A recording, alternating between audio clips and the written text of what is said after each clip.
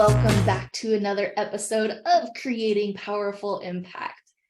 I know I'm always so excited to bring my guests on, but today I'm like thrilled to bring this guest on. You will see why very, very shortly, because this is a powerhouse of a woman that I absolutely adore, and I know you will too. The reason being is the amazing, beautiful, gorgeous, talented, phenomenal Sam is a creativity and productivity expert. Now, she is an author, she's a keynote speaker, she's a consultant who just absolutely loves helping people quit procrastinating on the important stuff and get even bigger projects done, get this, in 15 minutes a day. So please help me welcome Sam to the Creating Powerful Impact stage. What's up, Sam? Hey, thanks, everybody. Hi, Shay. Hi, everybody. Thanks so much for being here. Yay. Thank you for being here. So I would love for you to share with us, we like to kind of pull back the curtain and look behind the scenes. I know you've had and continue to have a very successful career. But how are you out there creating impact in the world today? That's such a good question. How am I out there creating impact in the world today? Well, I have to say writing books is a big help in that department. So if you've ever thought about writing a book, let me just encourage you. Absolutely write a book. If you can't write a booklet, but get it out there. It's amazing the automatic credibility that gets conferred on you. All of a sudden, people think you know what you're talking about, which is hilarious. Shh, don't tell them. And it's lovely to be out there, like reaching people. And when you're not, I'm here at home, and they're like reading and digesting things I wrote 10 years ago. Mm-hmm. So that's a big one. I just signed a contract for my new book, which will be out in the spring of 2024. So yay. And it's very much about this 15-minute a day concept. So that's the other thing, is really popularizing this idea that you really can do almost anything you want to do in 15 minutes a day. Okay, you need to break that down for me, because honestly, how in the heck our listeners are going, okay, whatever. How is that going to happen? Because I've got team and I've got, things happening over here, and I'm doing this and I'm doing that. And oh yeah, I also have the kids and the dog and the blah, blah, blah, blah, blah. Please break this down for us. Yeah. Well, we all have stuff we want to do. We all have stuff we have to do. And mostly we spend all day doing everything for everybody else, checking as many things off the list as we possibly can. But the things that would actually make a difference to you, that actually matter to you and to your family and your community and your business and your team, aren't happening. Right. And part of the reason they don't happen is because we think these big thoughts, and then we get instantly sort of overwhelmed. It's like imagining, like, I want to redo the whole house. Ding. And then you see it, you see the whole house totally redone, and you're like, oh my God, it's so beautiful. And then you immediately get overwhelmed because you're like, how would I even start doing that? How could I even afford that? Where would I even begin? So nothing ever happens, right? Mm-hmm. So, and like I said, I get it. It's whole like, I'm going to start working out an hour a day. Really? Where's that coming from? Like, more power to you, but seriously, that's a lot of time. But 15 minutes, we can pretty much all find 15 minutes. You can, they need me, my kids need me, my job needs me. Yeah. No, they don't. Not for 15 minutes. Not for 15 minutes, they don't. They can handle it. So, and what I notice is that if you spend 15 minutes a day, every single day, on the stuff that matters to you, you make progress. It's amazing how much you can get done in 15 minutes.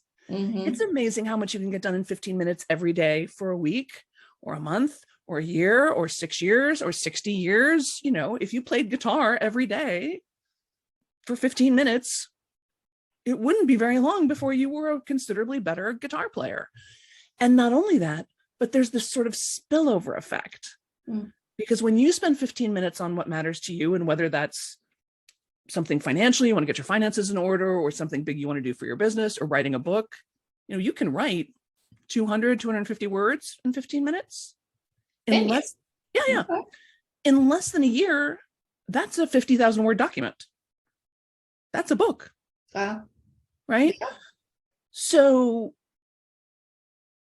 And then there's this wonderful spillover effect where you like, it's sort of like when you get to the gym in the morning and you spend all day being like, that's right, I'm awesome. What can I do for you? Like, that's right, I did the thing that matters to me. I would think like if it's actually paying attention to doing something that you are passionate about, that you want to do for yourself or for your business or whatever it is, then it also just gives you joy, right? Versus the drudgery of like, oh, I have to do all of these other things for everybody else. But if you actually focus just 15 minutes on something that's bringing you joy and pleasure, then it's like, okay, well, then that carries on to the rest of your day and your calls and your business interactions and everything else, right? 100%. And and sometimes I hear, and especially, I was about to say especially from moms, but that's not true, especially from everybody. There's like, I couldn't do that, Sam. I couldn't do, like, that's selfish. It's selfish of me to concentrate on my own thing. I really have to give to everybody else. I'm like, that's completely bass backwards. No. What's truly selfish is you walking around exhausted and stressed out and with no sense of humor, and the rest of us have to deal with you like that. That's selfish. Yes. Right? I mean, However, that mask on you, right? Right. Put that mask on you. On the other hand, when you've spent 15 minutes on, again, your prayer and meditation practice, stretching, kitchen dancing, beading necklaces, I don't care, anything. Now there's a light in your eyes, right? You're calmer, you're less reactive, you can listen better. Like, we love that version of you. Please, please, please take that 15 minutes for yourself. Mm-hmm. And some days you may spend 15 minutes staring at a blank piece of paper. That's okay. 15 minutes of enforced boredom never hurt a person. Other days you may sit down for 15 minutes and get up 4 hours later. That's amazing. We love those days. That's amazing, right? Mm-hmm. But yeah, stop depriving yourself of the things that matter to you, because your life is yours and no one else is going to do it. Yeah. So is there like some type of method, or is it literally like just put it in your calendar, 15 minutes? I'm a big fan for doing it first thing. And if possible, even before you get out of bed. Like, my 15 minutes is like a breathing and then prayer and meditation practice that I do. So I'm like not even really awake when I'm like, like, I write a letter to God, God writes a letter to me, depending on who needs to say what to whom. And, it's just one of those things that I find that when I do it, my life goes amazingly well. And when I don't do it, things go off the tracks pretty fast. Right. Versus, so if you're doing it literally right in the beginning of the day versus like grabbing your phone and then answering all of the problems of everybody's trying to throw your direction, you're actually going to like fill yourself up. Exactly. Versus, or like, letting the news start depleting. Exactly. Or letting the news of the day, well, like all of a sudden I haven't been awake 30 seconds and I'm worried about the Ukraine. It's like, stop. The Ukraine, we can worry about the Ukraine later. Fill up yourself first.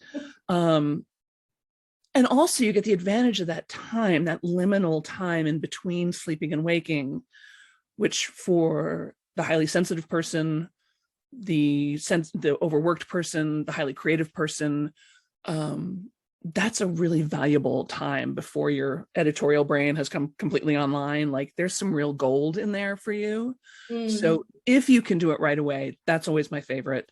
But whatever, you want to spend your 15 minutes doing what matters to you every single day before you check your email, before you check, say it with me, before you check your email. Because you know how it is. You start with the email. You just think, I'll just see what's going on in there. And the next thing you know, it's 2 PM and nothing has happened. Right. Yes. I've done that. Me too. I definitely have done that.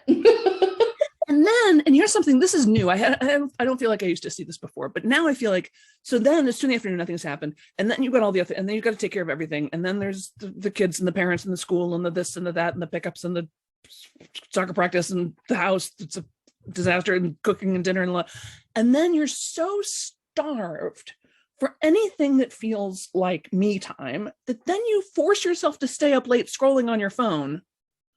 Like, that's going to bring you some satisfaction or joy. When it's not, it's just a deferment activity. And I'm a scroller too. I'm not saying don't scroll. I'm not saying don't watch TV. I'm not saying don't do any of that. I'm just saying do the stuff that matters first. That's all. Yeah. So would you say this works for, I mean, that's something like your meditation practice in the beginning. Yep. But what if it is like, obviously I come from the world of events. I work with a lot of people that are looking to fill their events and they're wanting to, you know, sell their programs and their packages. Like, could you use a piece of this 15 minutes for the creating of your run a show, or, you know, like just 15-minute increments and just kind of utilize it that way too? 100%. It's great for content creation and execution, especially those bigger projects with a lot of moving parts, you know, so you don't feel like, oh my God, I've got to write the sales page, and I've got to write the emails, and I've got to write the stick emails, and I've got to write the follow-ups to the stick emails, and I got to write 15 minutes a day. That's it. Just do what you can do in 15 minutes a day. It also sort of hopscotches right over your perfectionism too, because really, how perfect is it going to be in 15 minutes, right? And you're going to do it again tomorrow. So, you know, you can afford to be like, okay, I'm going to sort of sketch this out. I'll come back and make it better tomorrow. It really removes a lot of the pressure and makes some of those, you know, it's the only way to eat an elephant is one bite at a time. And the other thing I notice, and I know you've had this happen to you, I know you all have had this happen to you, where, especially when it's something sort of new or you're not really sure. So you're like, you're at the stage that I call following the sparkly breadcrumbs. You know, you're like, like, oh, maybe this, maybe that, I'm not sure. So you're just sort of energetically following the sparkly breadcrumbs, 15 minutes a day, little step, little step, little step. And all of a sudden the universe comes rushing at you. Like wind beneath your wings. You're like, oh my goodness, I had no idea. I can't tell you how often people are like, I was kind of skeptical, Sam. I didn't think it would really work for me, but I'm working my screenplay 15 minutes a day. And then I'm in line at the dry cleaners, and the person next to me, her sister is an agent at this place, and I just had coffee, and I'm like, yeah, I know. Happens so it's all the time. It's kind of like the intention is on it. Like you're putting your awareness on this 15-minute thing. Yep.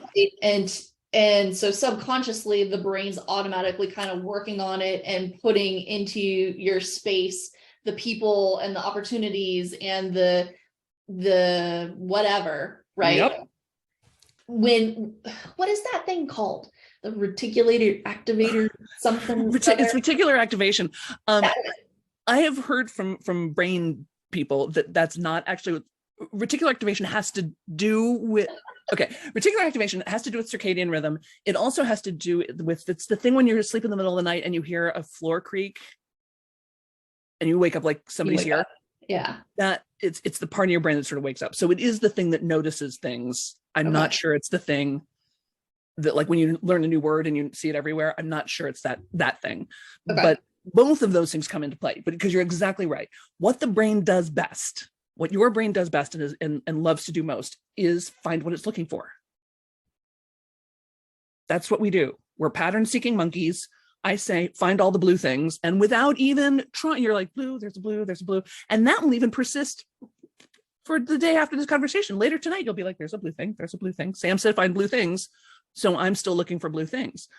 We start working on our creative projects, and yeah, you're bubbling on it in your brain, and you start noticing the things, the invitations and the opportunities that might have slipped. Whooshed past you, swooped past you, swooshed past you. Yeah, you start noticing those. I love it. That's amazing. This is so good.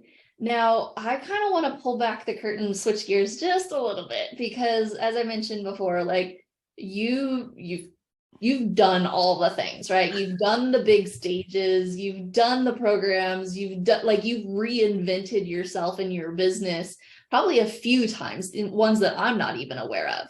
Would you like to share a little bit about like what you've learned in your career thus far, of like what was great and amazing, what was not so great, why you would change things up, you know, as you've progressed through your business life? Yeah. I think the thing I've really learned, both in my, as you know, I started out as an actor. I spent most of my adult life working full time as an actor in Chicago and then in LA on stage and on the radio and fair amount of TV. Not so many movies. I don't know why. Never films, but mostly TV and stage. And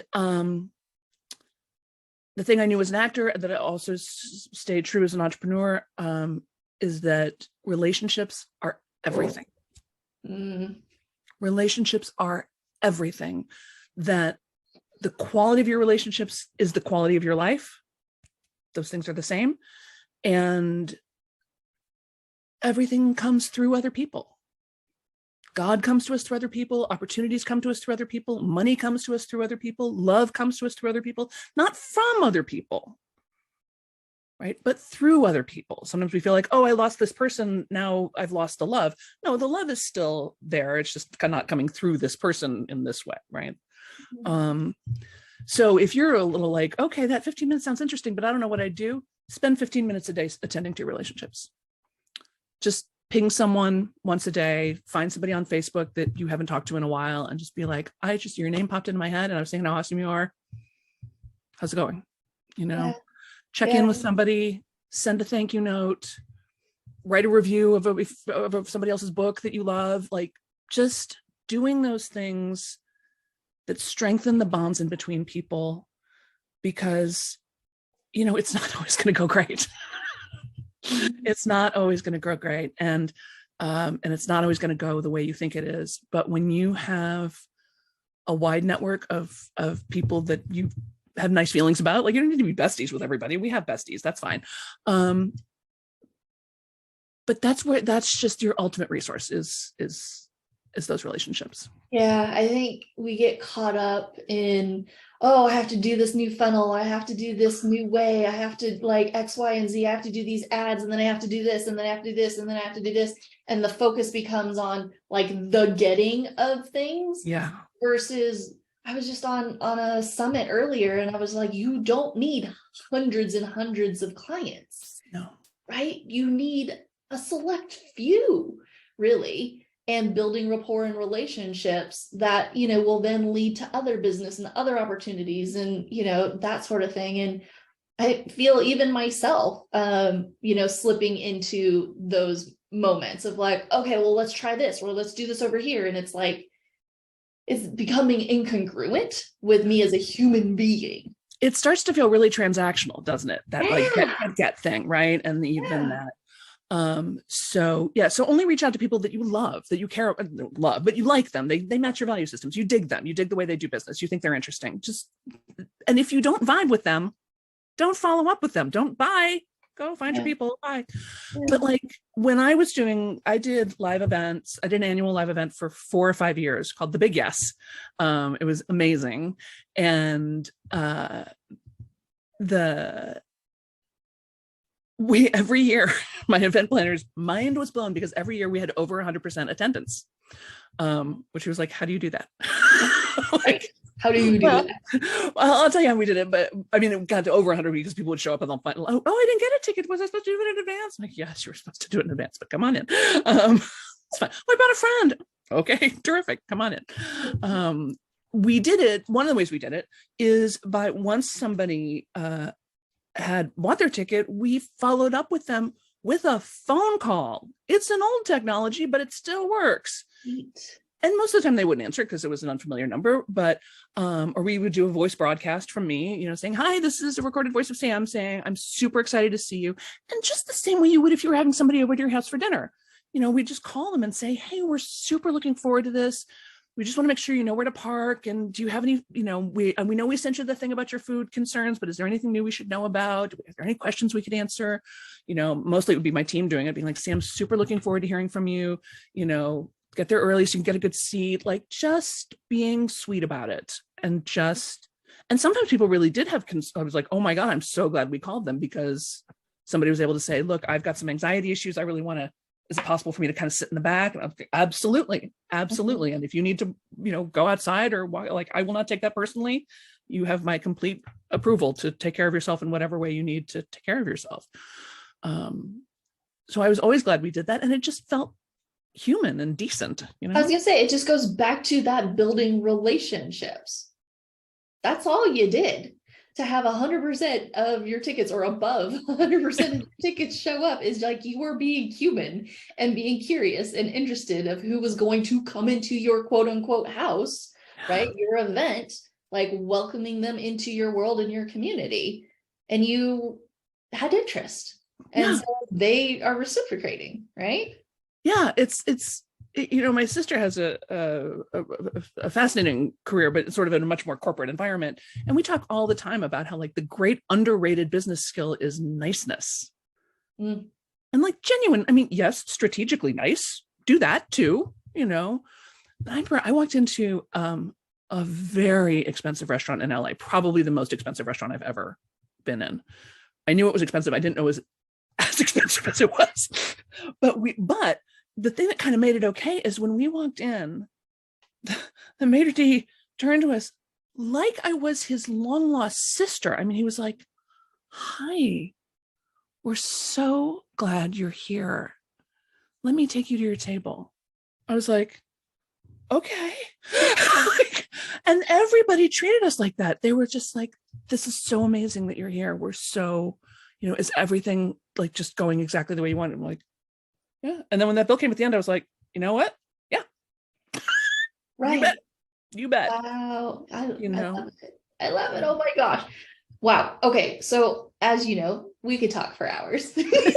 Can and do. And have and do. But I know for everybody here, you have a gift that you are graciously gifting all of our audience members today. What is that gift? So this is the Procrastination Domination Starter Kit, and it's something I've been giving away for years and years and years because it just works. It's just super. It just works.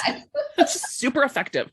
Yeah, so check that out, and then ping me and let me know how it goes for you. I'm always curious to know, like, what'd you do with it? How'd it go? Like, how did you? And sometimes people are like, "Well, I like this part, so I changed this, and I didn't like that." I'm like, "Great, good, modify it. Do it your own way." I love that. Okay, so the Procrastination Domination Starter Kit. You can check that out. The link is in the show notes. Make sure that you pick that up. And before I really let you go, what would you say is some type of takeaway or memorable note that you would like to leave our audience with today?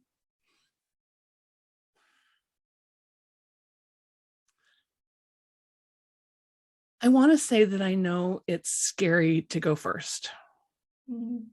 It's scary to be the person who reaches out. It's scary to be the person who is kind before someone's been kind to you. It's scary to put yourself out there more in center stage and more in the spotlight and be more visible. I think visibility is sort of the great undiscussed shadow that drives a lot of our self-defeating behavior. And I get it, because it's genuinely terrifying. No two ways about it. So I want to say, like, be gentle with yourself about it, but also, oh, there was one of the kitties. But also do it. The world needs you. The world needs your insights and your love and your surprise and your wisdom and your joy. Like, we need you. So please, I know it's so easy to just want to hide.